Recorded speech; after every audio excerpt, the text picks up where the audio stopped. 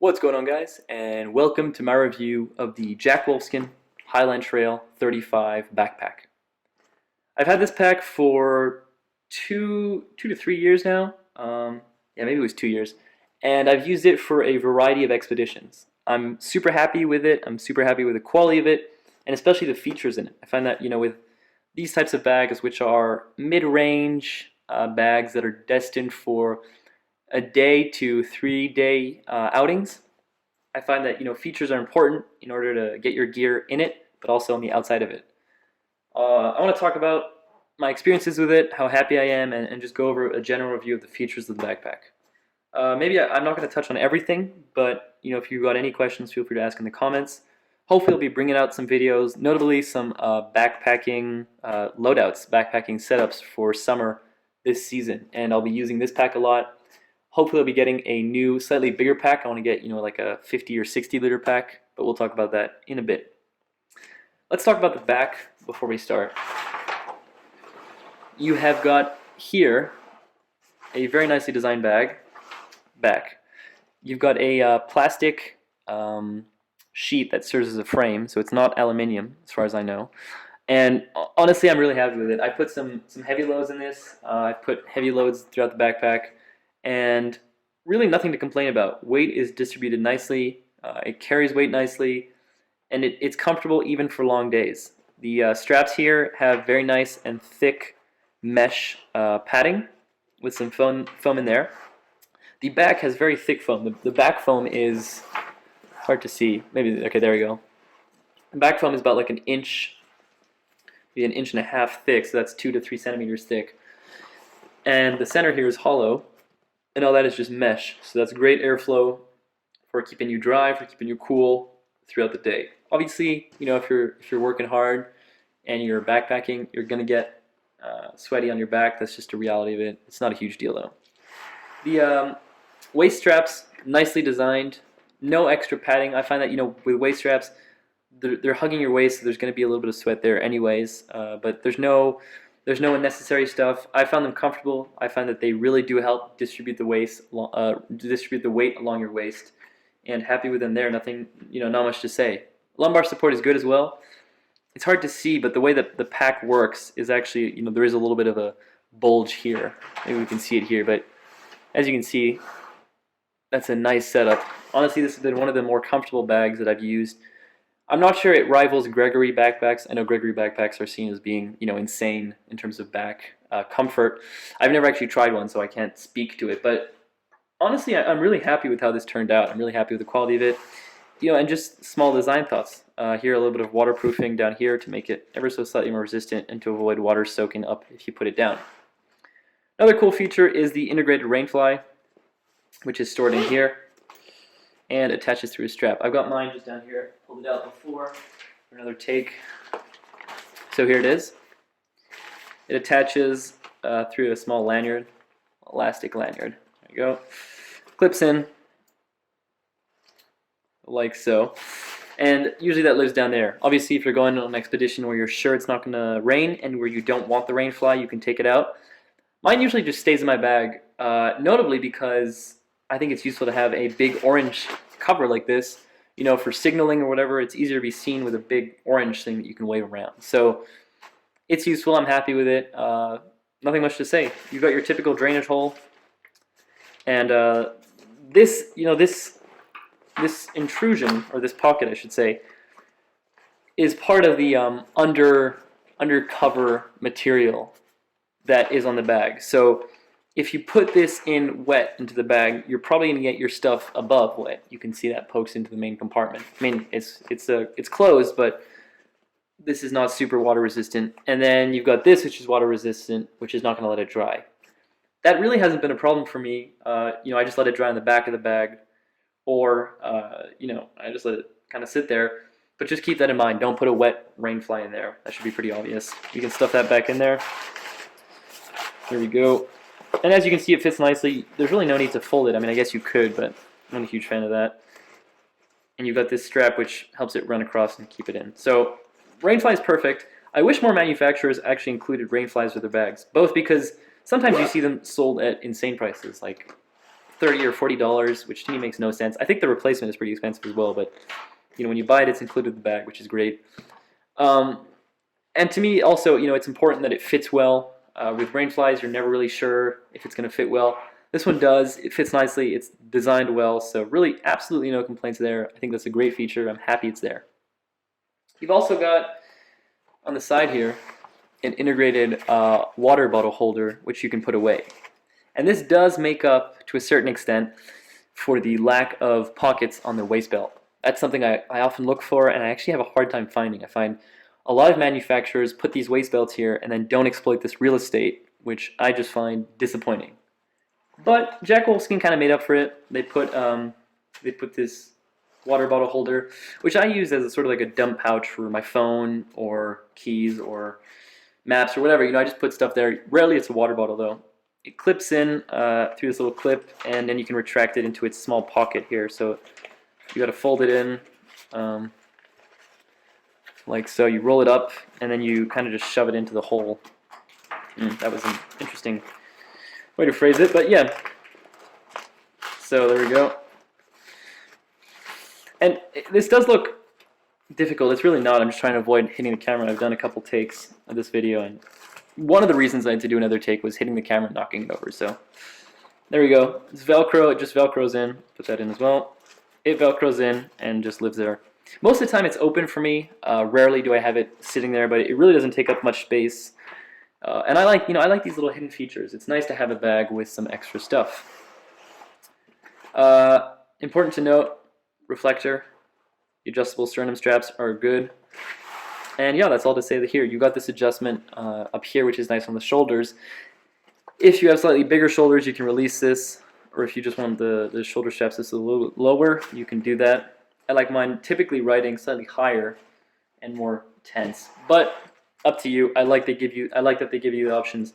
Often you'll find on these slightly cheaper bags, I mean obviously this isn't a cheap bag, but Jack Wolfskin is not necessarily a premium brand, and oftentimes you'll find that there's cuts made, and I find that this pack is absolutely excellent with no complaints.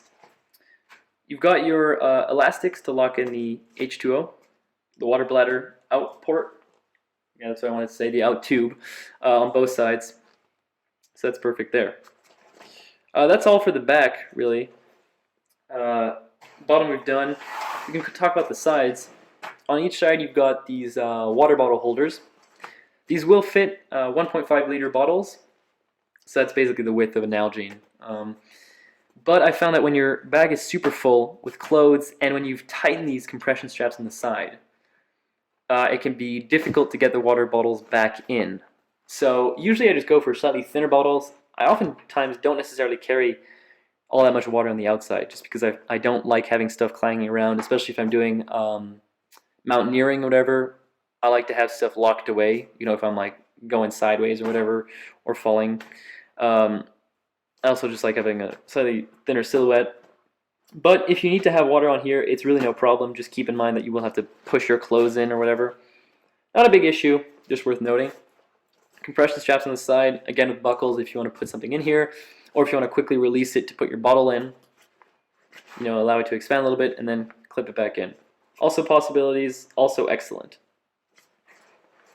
You've got the same thing on both sides, and a nice attention to detail that they have is they've made this ride a little bit higher up.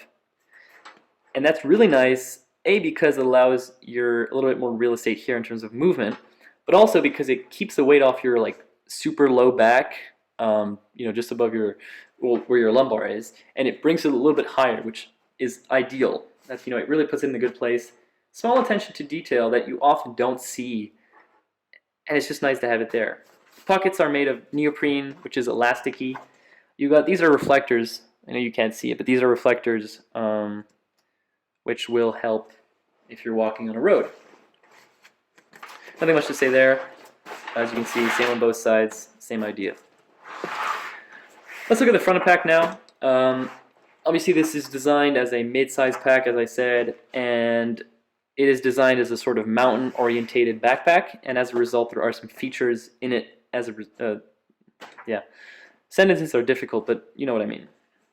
You've got a trekking pole attachment here, so you got the icon, there you go, and you've got these two elastics that can help lock in your poles. I've used this for, what have I used this for? I've used this for avalanche probes and for ski poles as well, which is what it's intended for. It works really nicely. Throughout the bag, you'll see these throughout the bag. In the inside of the bag, they use this system which you can pull out to release. There we go, and then you've got this elastic compression strap in. I'm not sure how this is going to age. You know, I've had this bag for 2 to 3 years and it's held up nicely, but you know, I have a feeling with continued exposure to UV and cold and using it, I have a feeling, you know, elastics are typically something that fails pretty quickly. We'll see. So far, so good. Nothing to say there, but just something to note.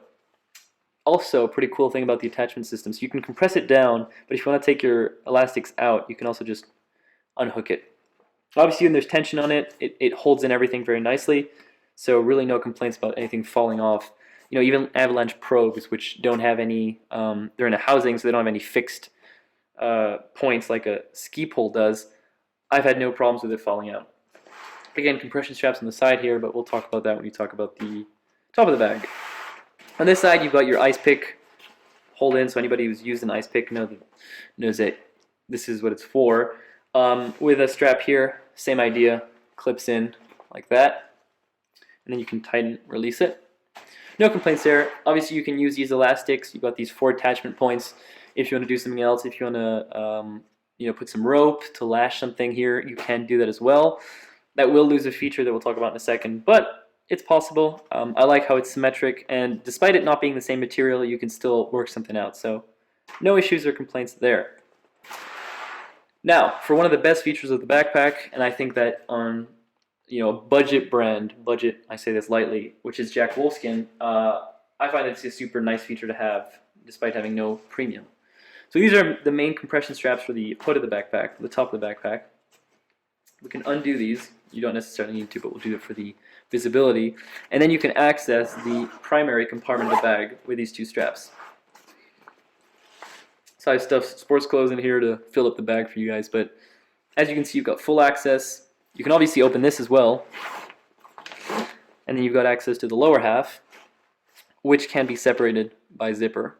Important to note. So if you want to put your dirty laundry down here and then your clean stuff up here, it's possible, or anything. I usually just run mine closed because I find it's a more efficient use of space, but on some long trips where I was in mountain huts, I use this as my dirty laundry pouch. So I just kind of close this up, and that way my dirty socks that were like 3 days old weren't stinking up the rest of my clothes.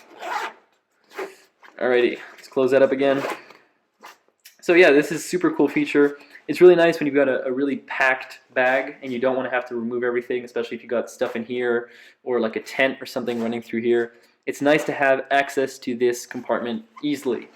So this just pops open very nicely, very effectively. Very cool feature. Double zipper as well, so if you just want to open it part of the way, it's possible too. You've also got an admin pouch on the outside of the bag here. I currently have a survival blanket which remains from a trip where I used it. I don't remember what I used it for. I think it was just to stay warm, which is the purpose of it. And these are impossible to fold back into their bags. They come in these like little Ziploc plastic bags which are like this big, and they're really nicely folded. And once you bring them out and get some air into them, they're impossible to put back. So this one just lives here in case I ever need to use it again. It takes up a decent amount of space, but you know, it doesn't really matter. You can put maps and other stuff in here. Obviously the pocket goes all the way down here, as you can see, so nice pocket. Just important to note, when you fill the bag up, this pocket will start to stick out. So avoid putting super heavy stuff or really fragile stuff, because obviously this is the outside of the pack.